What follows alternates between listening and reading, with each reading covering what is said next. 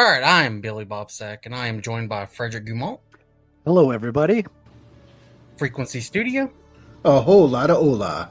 and we are reviewing Immortal Rising issue number 1, written and created by Aaron C., art done by Jose Garcia.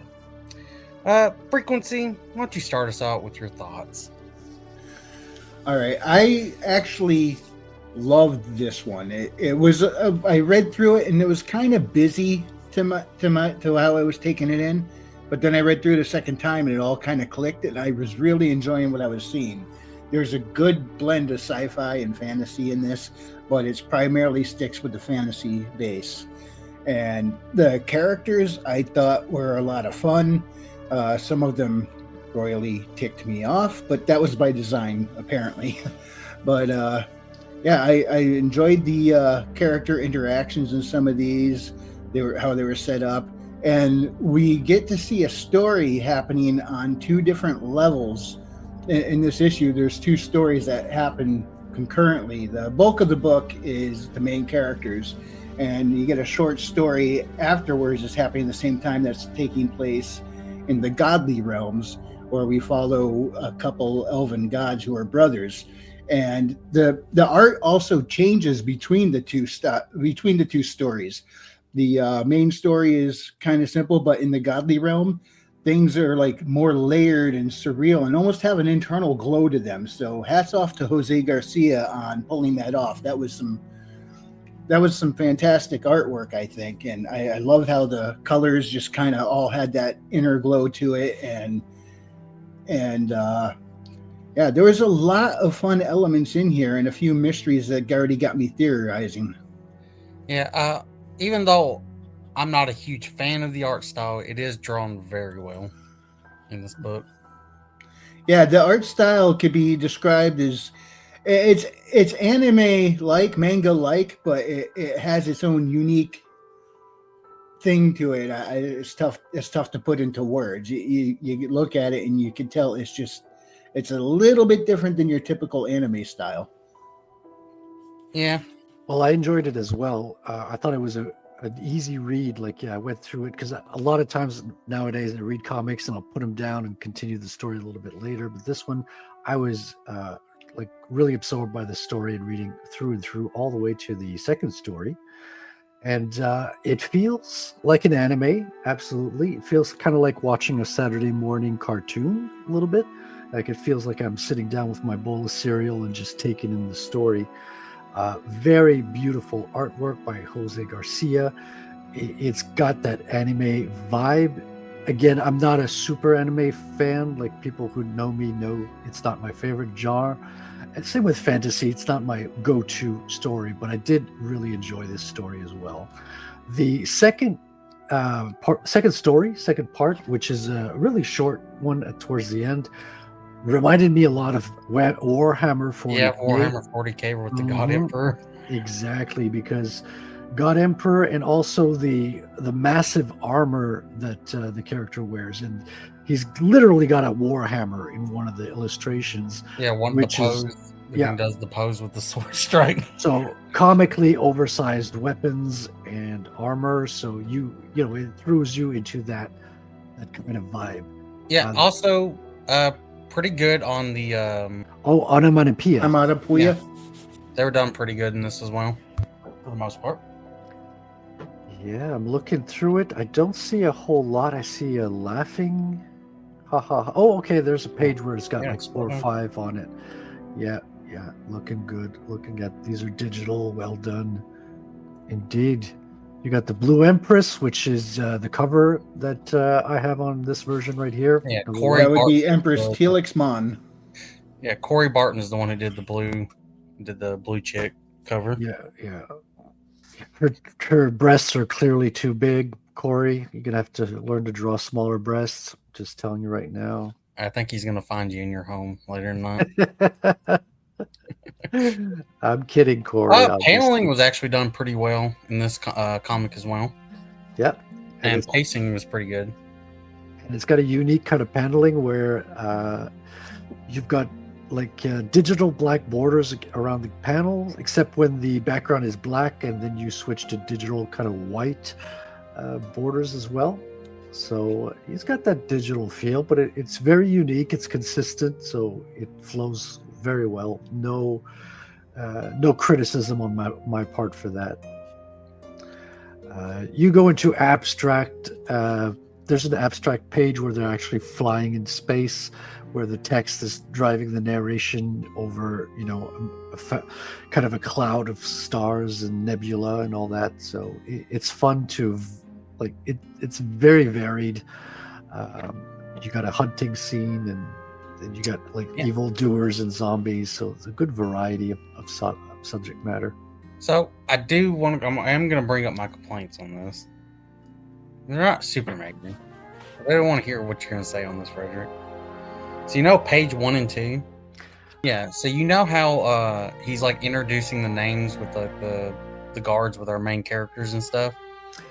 I actually think he should have cut them naming their names and should have had on the second page, have the names above each of the characters. That way you can associate with the name with the character. Yeah. That would have been very good reference and easy to memorize the names right there. Correct. Yeah, that's the one thing I couldn't figure out was Elric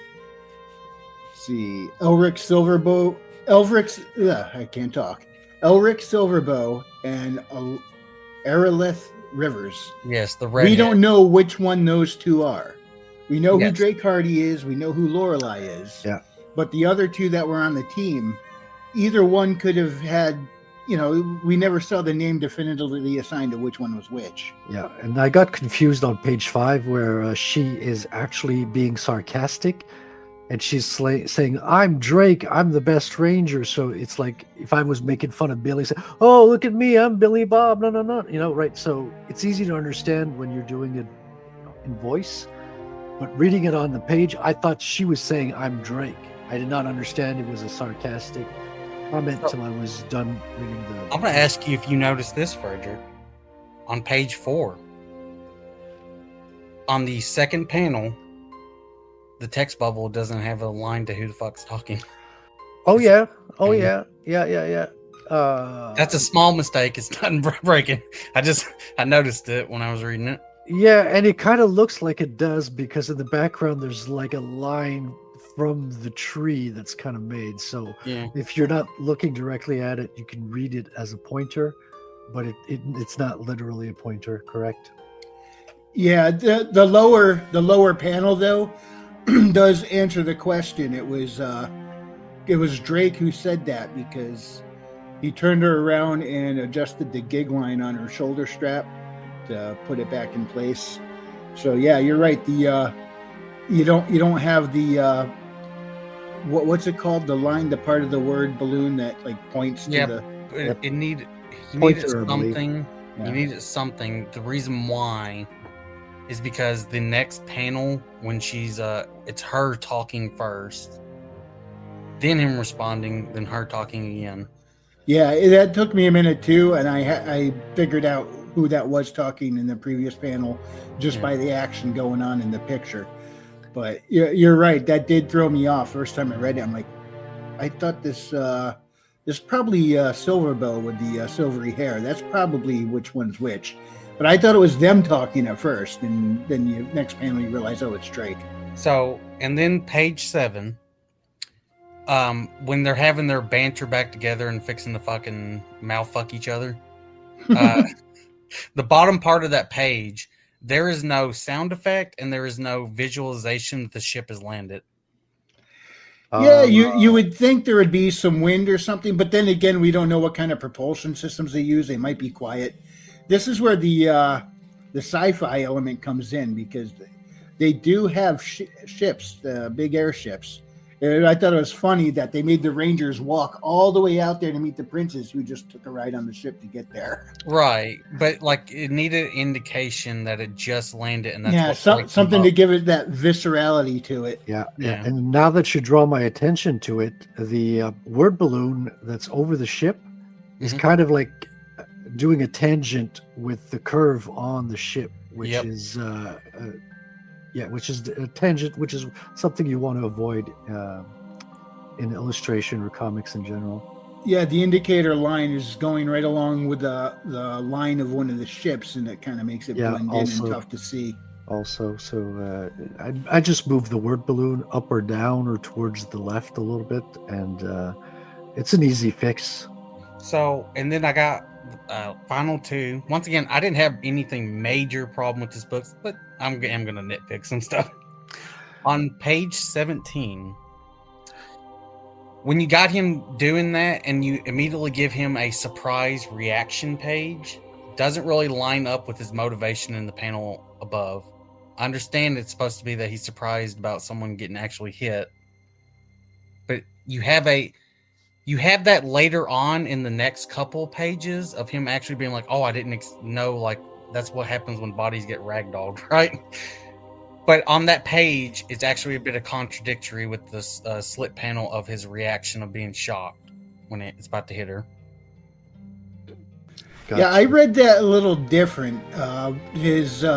The expression on his face, I thought he was kind of digging what he was seeing. He was like, the only thing he was missing was the popcorn. I kind of took it as like being a psychopath. When you hear him, he says, "I could warn her. I could get credit for spotting it, but I want them to pay." Make fun of me, huh? We'll see how funny it is. That panel above, he's doing the fuck you, bitch. The reaction panel on the left is the boar's eye, and the reaction panel on the right is him doing a fucking Macaulay Culkin surprise face. It doesn't actually line up. And on I see what you mean. I thought he was like smiling under his mask, like he was being gleeful seeing somebody get wrecked. Nah, you can look. I mean, you can see he's doing the Macaulay Culkin surprise. And the problem is that shouldn't have been there. And it shouldn't have been there because later on after the thing, you do actually get him like a shock thing where he's, got the blood on him and shit. Ooh, I didn't know there'd be so much blood. Yeah. But other than that, that was the nitpicks I had. The only other major one I had was specifically with the Muhammad character.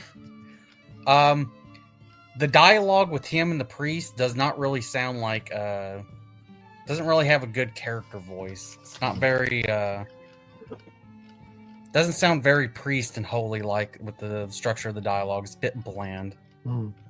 Yeah, I have an issue with the dialogue at one place where he mentions public relations.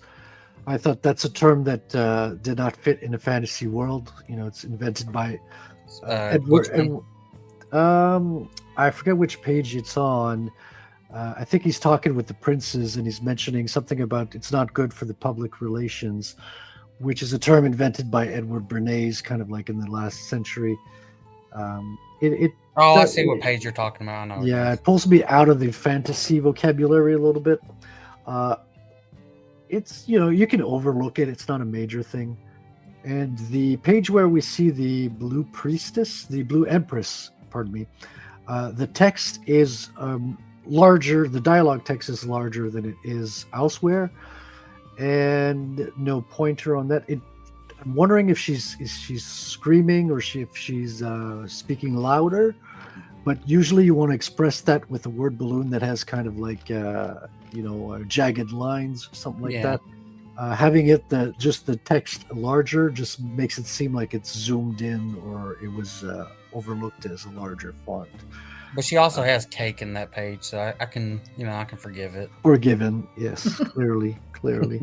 So, as you say, these are nitpicks because we can't find any problematic issues with the book. I will say he definitely has a good sense of storytelling. The reading and the flow throughout the page is really well done. The characters seem alive, and we instantly grasp what's going on from panel to panel. So it's a good job. Also, I'm not going to lie. So I hate elves. I'm not going to lie. I had so much just happiness watching this redhead elf just get constantly fucked up. Like she gets hit by a boar and then gets eaten by zombies. Ripped her throat out. And I was like, well, I would feel sorry, but it's an elf, It was kind of ironic though. The guy who decided I'm just gonna let this thing come at her, I'm not gonna warn her. He did that to the only person on that team that wasn't busting his nuts. She was the only one being nice to him, and he took it out on her. It just Well, you know, this is the only character making- that would tick me off, just the way he was. Well, But he was you know- designed to tick us off. Frequency, are you surprised? For elves only making up 13% of the population, for some reason they commit 60% of the crime.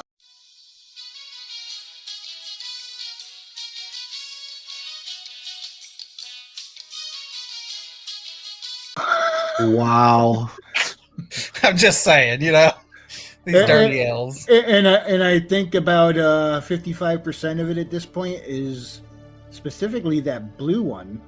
Yeah, the blue elf. Yeah, we don't know if Empress Telix Mon is related to the elves or not. She has that same build and everything, the elongated pointed ears, but she's blue skin and from another world. So we don't know if there's any relation between her people Listen, and if the it elves. walks like a duck and it quacks like a duck, I think it's a duck. Okay. Just saying. Correct, motherfucker. I do love the ending of the main story. Silent page after the burial, the kind of memorial with the wooden cross. A silent page, which is full splash. Pardon me. It's beautiful and solemn. I thought that was a wonderful, fitting ending to the book. So, yeah, But the cross kind of pulled me out of it because there is no. I saw the cross, which is a sign of Christianity, and there's no direct. I don't see how in world, in universe, that symbol would have come about. Well, we don't know, do we? If I remember correct, like I said, when we got to the priest dialogue, it's very bland. It didn't really have very much like a. Yeah, it was a very quick. Matter of fact, Here's just a I'm slight bit of context to get you going, and that was it. Yeah, matter of fact, I'm looking back. I don't see any cross symbols on any Right. of the panels or the banners or anything for that religion. So, Now, Muhammad ibn Fadlan of Juarez is pretty much kind of like a paladin of Andronicus. So that is his deity, Andronicus. right. And like you said, there's nothing indicating a cross or anything anywhere else. So I don't think Andronicus is meant to be conveyed as a Christ figure. So I was surprised when I saw the cross at the gravestone. That just seemed a little out of place for the context of the world. Yeah, I can see that. Yeah. Yeah, makes sense. I didn't have Yeah, an issue while reading it because I kind of understood what it meant. But you make a good point. True, but you want a little bit of consistency. Yeah, I mean it does convey what's going on very well. I'll give them that. It's just Yeah, because if they had a different custom in world, we would have to be introduced to that. That's extra kind of like, extra pages, extra panels to explain as well. yeah. So I can understand the shorthand of using what in our world kind of fits. But you probably get the same impression that I got from reading the public relations term. It kind of brings you into the modern world versus the fantasy of it. Yeah, and now, who said public relations? I missed that. Where was that? it was the elf prince dude, the main one, the actual one who's like the heir, not the younger brother. Okay. Yeah, let me see if I can. Because if it came from like I know what page it Felix is. Mon, I would have found that more acceptable. She's from another world with technology and stuff. So it would make sense for you to use more updated terms. So you know where we had the ship breaking down, them landing, and then they're talking to the princes, and it's like the second page after that when it has like the forest and stuff. Yeah. Yeah, basically so the plot line in this is we start out with these they're escorting the princes on a hunt, and they're on an elf world. The blue chick's on a spaceship trying to invade a world, and then they get teleported to Muhammad's world, which is like a vampire controlled undead world. Yeah, and the name of that world is Terra. The world that Drake and Lorelei came from, and the two twin brother princes, the spoiled brats, they all come from the world called Alfheim. Wow. And I guess the creator of this universe, his name is Locutus. Not to be confused with Locutus of Borg. That's a completely separate character. but that he's supposed to be like the big capital G God creator of everything. Is he And gonna simulate everyone? Is what you're saying? yeah, and he has an enemy named Bamain.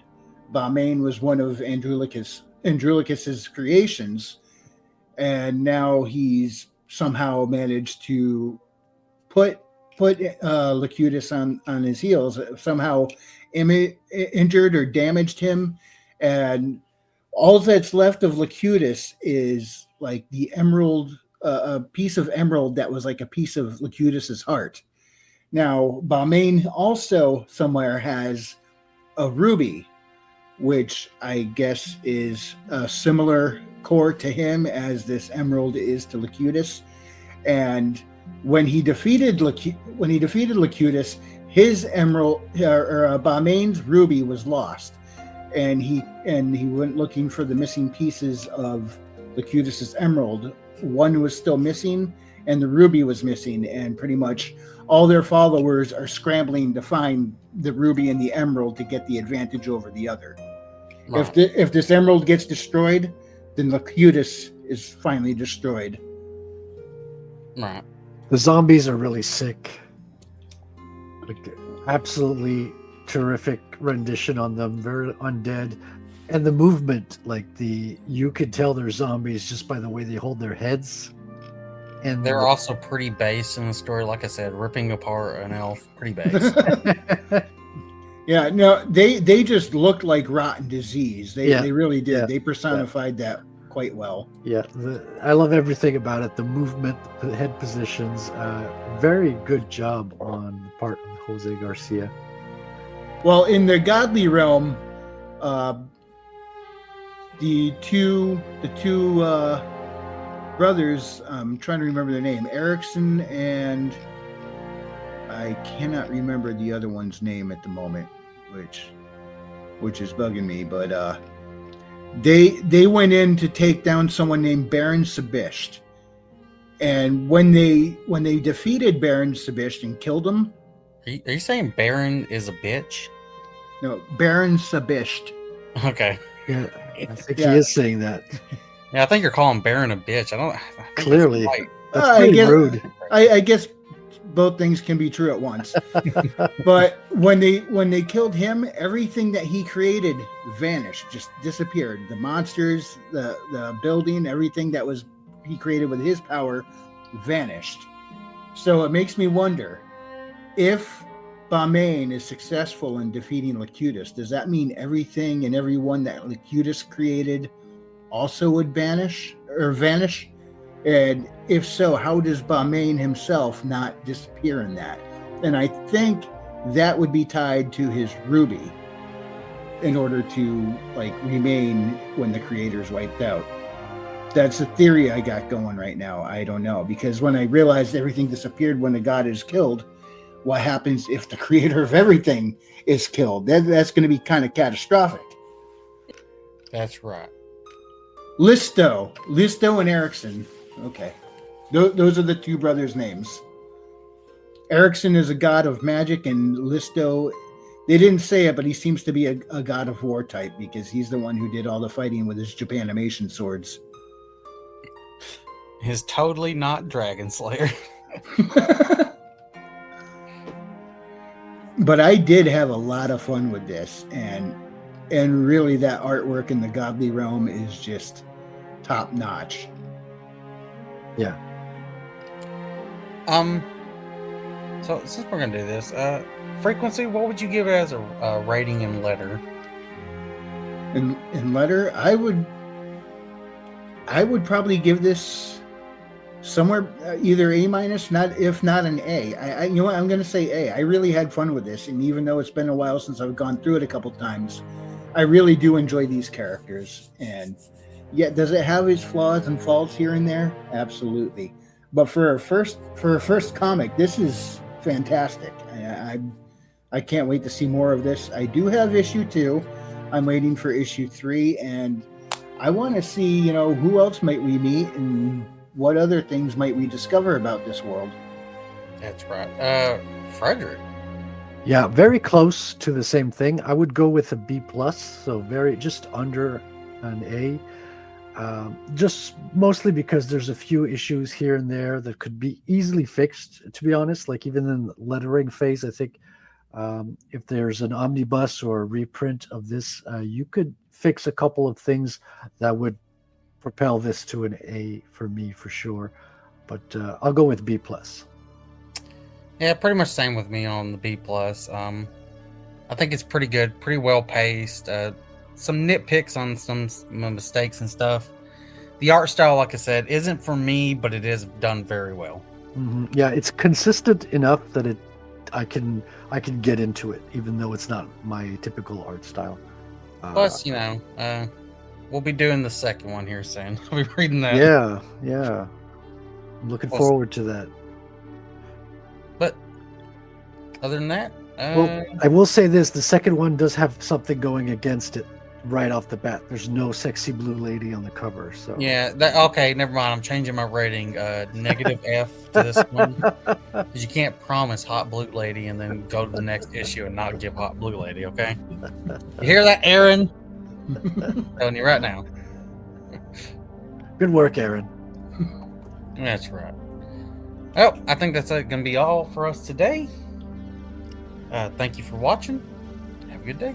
Thank you. Au revoir. God bless.